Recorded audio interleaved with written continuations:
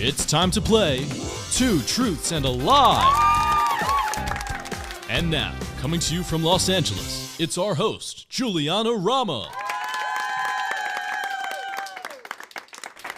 Thank you. Welcome to Two Truths and a Lie, the game show that puts your lie detection skills to the test.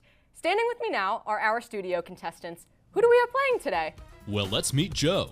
He's a junior from New Jersey, majoring in magazine, news, and digital journalism. Good luck to you, Joe, and welcome to Two Truths and a Lie. And who is Joe playing against? This is Erin. She's a senior from Chicago, majoring in television, radio, and film. Good luck to you too, Erin, and welcome to the show. Joe and Erin, you two may be friends on campus, but today you are going to be opponents on camera because the winner of Two Truths and a Lie will be taking home the official championship trophy and then has the chance to win an even bigger grand prize. But we'll get to that later. Contestants, our show today will be divided into 3 rounds. For the first round, each of you will be asked a question with 3 statements regarding a famous Los Angeles landmark. 2 of the statements are true, and 1 of them is the lie. If you spot the lie, you earn 100 points. Okay, everyone, it's time. Which one of our contestants will detect the most lies? Let's find out. Our field host, Sam, is at our first location, the world-famous Hollywood sign, to give us some fun facts. Let's see where she ended up. Thanks, Juliana. I am so excited to be here at the famous Hollywood sign, which was built over 100 years ago. But did you know that the sign behind me is not the original sign? The first sign spelled out Hollywood Land, but the L-A-N-D letters were taken down in 1949 and left us with the sign we can see today. The original sign also had its own caretaker for many years. Albert Coffey performed that unique function from its construction in 1923 until the 1960s. Back to you, Juliana. Thanks, Sam. That's a lot of great information. Let's start our game. We did a random draw backstage, and Joe, you'll go first. Let's see what you guys know about general Hollywood sign history. Here's the question. The Hollywood sign has had a unique history since it was built. Which of these statements about the sign is a lie? Every letter in the sign is 45 feet high. It cost about $650,000 to build. Or it used to be illuminated by 4,000 blinking light bulbs. See, these are all great potential answers. However, I think B, it costs about $650,000 to build, is the lie. Why do you think so? I just think it costs way less to build all that. I don't think it costs that exact number. Okay, Joe has locked in his answer. Is that the lie? Yes. Congratulations, Thank Joe. you. You earn 100 points for this question. B was the lie because although the original Hollywoodland sign was only intended to be an advertisement for a real estate development, it was quite expensive. The construction cost of the sign was around $21,000, which is roughly the equivalent of $387,500 today. You did a great job detecting that, Joe. Thank you. All right, Erin, you're up. Here's your question. The Hollywood sign has appeared in all of these movies and TV shows except one. Which one is the lie? Moneyball, BoJack Horseman, or Sharknado? Okay, I believe BoJack Horseman. I think that's true. I, for some reason, think Sharknado is true, too. So I'm going to guess that the lie is A, Moneyball. You don't think the Hollywood sign was in Moneyball? Are you sure about that? I'm going with my gut. Okay, is that the lie? Very nice. Congratulations, Erin. You earned 100 points for this question. The Hollywood sign does not appear in the film as the film was shot in Oakland, California, right outside of San Francisco, not Los Angeles. All right, our contestants have answered their first questions, and we have a tie. It is anyone's game as both Joe and Erin have 100 points. Are you two ready for the next questions? Definitely. All right, let's pass it back to Sam at the Hollywood sign for some more information. Did you know that Warner Brothers started the same year that the Hollywood sign was built? Warner Brothers Pictures was founded by brothers Harry, Albert, and Sam Warner. Since then, the studio has produced hundreds of popular films, including Greta Gerwig's Barbie and the Harry Potter franchise. Warner Brothers has won over 100 Academy Awards, led by Lord of the Rings: Return of the King, with 11 Oscar statues. Back to you in the studio. Thanks again, Sam. Erin, let's start with you this time. Here's your question. All of these Warner Brothers films grossed over $1 billion worldwide except for one. Which is the lie? Barbie, Dune Part 2, or The Dark Knight? Okay, I think Barbie is true. And I'm completely stuck between Dune and The Dark Knight. I'm gonna go with C, The Dark Knight. Okay, is that the lie? Oh, I'm sorry, Erin, you did not detect the lie this time. The answer was Dune Part 2 because while Barbie grossed about $1.4 billion and The Dark Knight grossed just over $1 billion, Dune Part 2 only grossed about $715 million. I'm sorry you don't get any points for this question, but Joe, you have the opportunity to take the lead. Here is your question. All of these Warner Brothers films have won fewer than 4 Academy Awards except for one. Which is the lie? A Star is Born, Dunkirk, or Gravity? I think Gravity is the lie. Why do you think Gravity is the lie? I just know Gravity has won so many awards, so it's gotta be the lie. Okay, we have a big Gravity fan here. Is that the lie?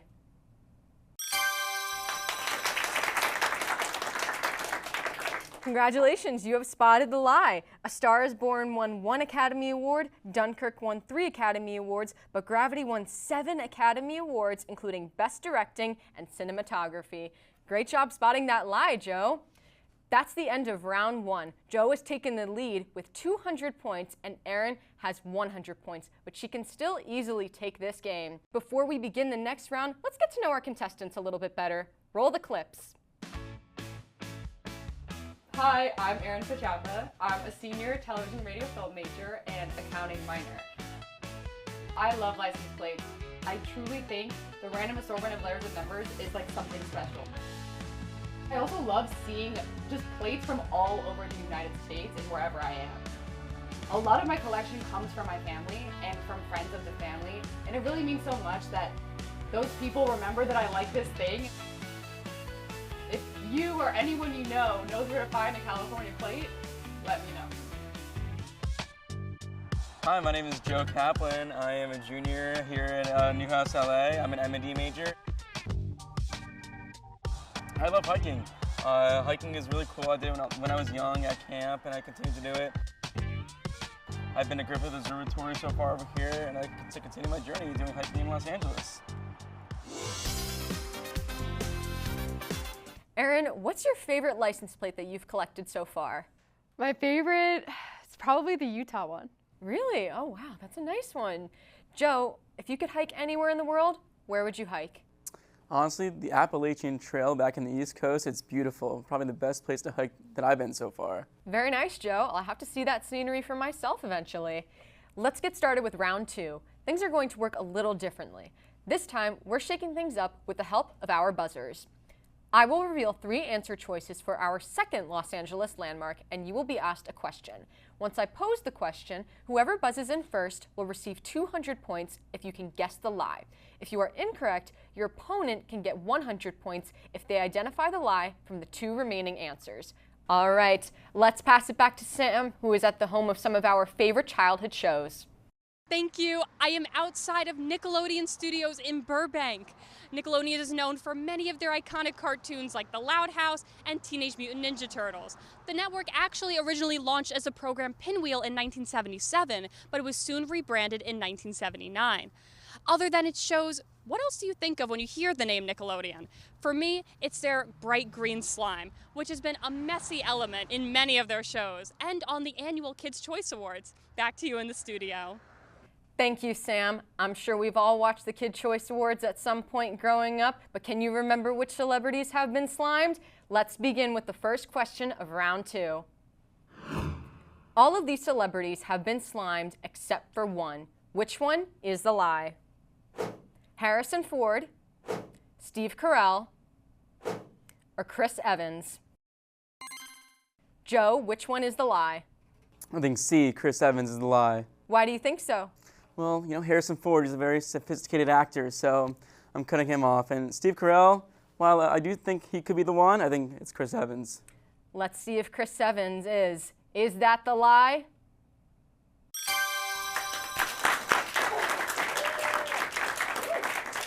Congratulations, Joe. You have spotted the lie and earned 200 points for this question. Chris Evans avoided getting slimed when he attended the 2016 Kids' Choice Awards. However, many of his Marvel co-stars, including Chris Pratt and Robert Downey Jr., have been slimed. Joe, you have taken a steady lead. Erin, you have some catching up to do in this round. Things are heating up in the studio, but before we continue, Sam has some more things to share with us at the iconic Nickelodeon studios. Oh, who lives in a pineapple under the sea? SpongeBob SquarePants. Oh, didn't see you there. One of Nickelodeon's most popular animated shows is undeniably SpongeBob SquarePants. The show was created by Steven Hillenburg, who was also the original voice of Potty the Parrot. The pilot episode titled Help Wanted had SpongeBob applying for his well-known job at the Krusty Krab. It premiered on May 1st, 1999, and the series has lasted over 25 years now. The show has become such a tremendous success that it has spawned several movie spin-offs and a Broadway musical. Back to you. Thanks again, Sam. Let's go under the sea now for the next question. SpongeBob has become a global phenomenon over its run. Which of these statements about the show is the lie? Adam Sandler, Samuel L. Jackson, and Jack Black all made guest appearances. He was originally going to be named SpongeBoy. Or creator Steven Hillenburg studied marine science. Joe, which one is the lie? I think it's B. He was originally going to be named SpongeBoy. Why do you think so? I just don't think SpongeBoy works with the whole SpongeBob SquarePants vibe, so I gotta go with B on this one. All right, apparently SpongeBoy has no appeal. Is that the lie? I'm sorry, Joe. You haven't detected the lie this time. Erin, do you think you know which one it is out of the two remaining answers? I think the lie's A. Why do you think so? I don't think that they were on the show. All right, let's see. Is that the lie?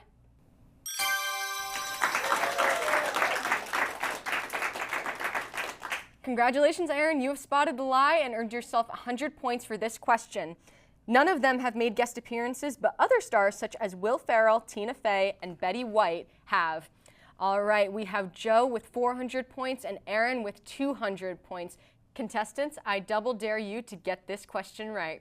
Erin, if you jump in first and spot the lie, our game will be tied. But first, let's go to Sam.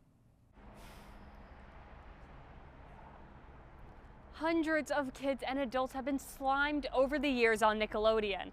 But how do they make this gooey substance? Well, while the recipe has slightly changed over the years, it only has 4 ingredients. According to former Double Dare host Mark Summers, all you need is oatmeal, applesauce, vanilla pudding, and green food coloring.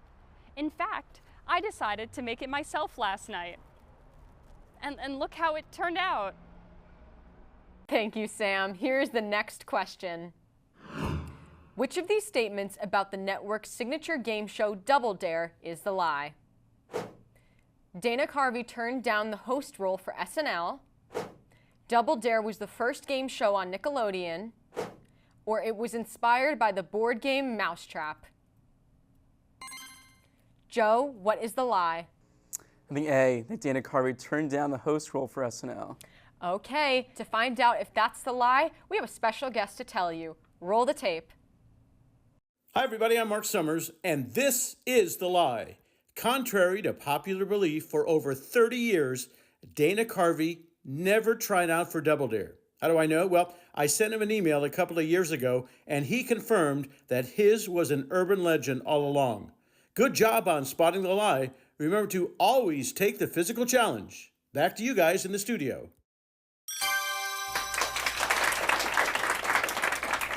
Congratulations, Joe. You've spotted the lie. You earned 200 points for this question. That sound means that we are out of time and our game is over, and Joe is the winner today. In a moment, you will play in our bonus round for a chance to win the grand prize. But before we do that, Erin, I'm sorry, your time on Two Truths and a Lie has come to an end today. But don't worry, you will not be going home empty-handed because we have this beautiful Otto the Orange plush for you just for playing. Thank you very much. Good luck, Joe. Thank you. Joe, how do you feel about making the final round? I feel great, and then let's get this show going. Let's do it. All right, you sure sound ready. We'll be right back after the break for our bonus round where Joe will compete to win our grand prize.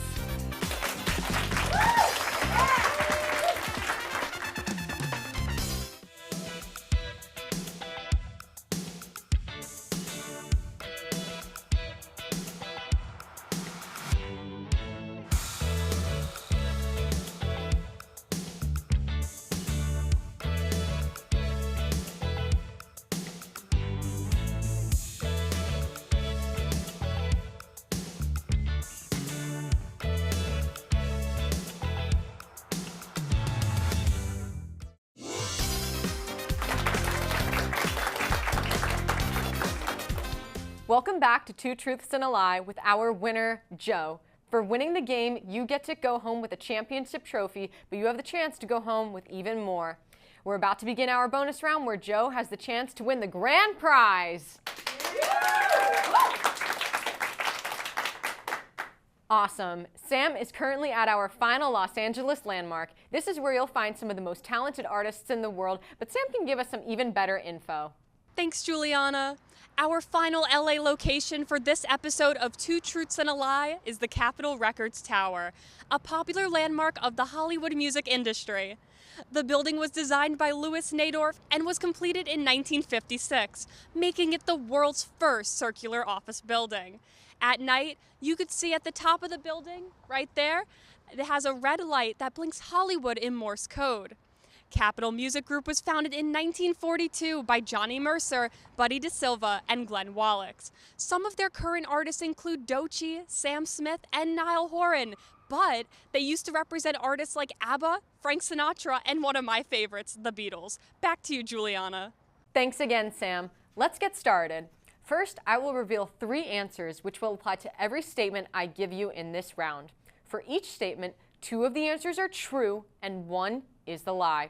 Remember, Joe, you are trying to spot the lies. You will have to correctly guess the lie for 5 statements in 90 seconds. If you do so before time is up, you will win the grand prize. Are you ready to put your lie detection skills to the final test? I'm ready. All right, here are the 3 answer choices that you will be choosing from for every fact. Katy Perry, Lewis Capaldi, and Ice Spice. Can we get 90 seconds on the clock? Okay, Joe, get ready because the clock starts now. Are under the age of 30.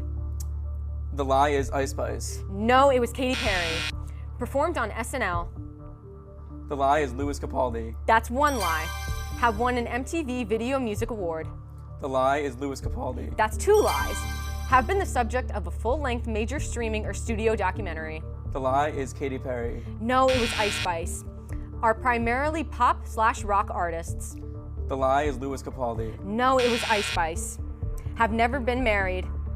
The lie is Ice Spice. No, it was Katy Perry. Released their first single over 6 years ago.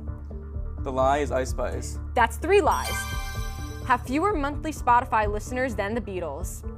The lie is Katy Perry. That's 4 lies. 1 more for the win. Performed with Taylor Swift. The lie is Ice Spice. No, it was Lewis Capaldi. Have had a #1 song on the Billboard Hot 100. The lie is Lewis Capaldi. No, it was Ice Spice. Have fewer than 10 Grammy nominations. The lie is Ice Spice. No, it was Katy Perry. Are from the United States. The lie is Lewis Capaldi. That's 5 lies. You win!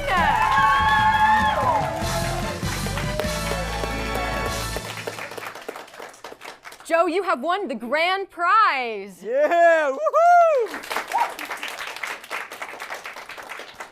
You are going home with your very own Otto the Orange plush, a Syracuse hat, sweatshirt, and so much more Syracuse swag. How are you feeling? You really brought it today, I know. Joe. I'm feeling great. I got the great prize. This is a great show, and I had a great time. Congratulations, Joe. Let's give a round of applause for Joe, our real-life lie detector and the winner of Two Truths and a Lie today. Thank you all for playing with us today. I'm Juliana Rama, and it's been an honor to serve as your host today. That is no lie. Make sure to follow us on Instagram and stay tuned for future episodes of Two Truths and a Lie. And thank you again to Sam, our incredible field host, for her work at the Hollywood Sign, Nickelodeon Studios, and Capitol Records. Sam, did you have fun today? I had a lot of fun today, and thanks for playing Two Truths and a Lie.